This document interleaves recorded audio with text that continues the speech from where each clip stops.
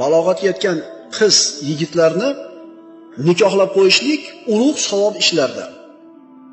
Birodarlar, hozirgi kunda uylanishlik oson emas. Yildan yilga qiyinlashib boryapti. Kerak emas urf-odatlar, kerak emas sarf-xarajatlar, bir so'z bilan aytganda isrof ko'payib boryapti. Mana shu ma'ruzalarda eshitayotgan, masjidlarimizga kelayotgan hoji akalarimiz ham qilyapti o'sha narsalar. Shu isrofning ko'pligidan to'y qilish, uylanish, turmush qurish qiyinlashib boryapti. Kim aybdor bunga? Erkaklar aybdor. Chunki topib kelib xotinni qo'lga berib qo'yib, xohlaganini qil deyaptimi? Erkak aybdor.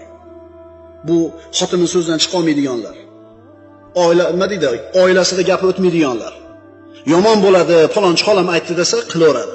Falonchi xolang dundimi, falonchi xolang. Domlalar aytib turibdi, isrof bu desa, falonchi xolamning gapiga kerak. Yomon bo'lar ekan, shuni qilsak, yomon bo'lar ekan. Nima bo'ladi so'raymi? Aytib bera olmaydi, to'lqin aytib bera olmaydi. Oyatdan, hadisdan dalillatayotgan payg'ambarlarning vorisi bo'lgan ahli ilm ulamolar gapirsa gapini olmaydi. Bo'lmaydi ekan deydi. Xotinlarning diviziyasi hujumga o'tadi to'y qilayotgan paytingizda. Mana qilmaymiz desangiz, ayol kim yoshda ertalab keladi?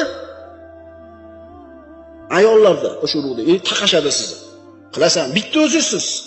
Tura olmaysiz, yiqitishadi.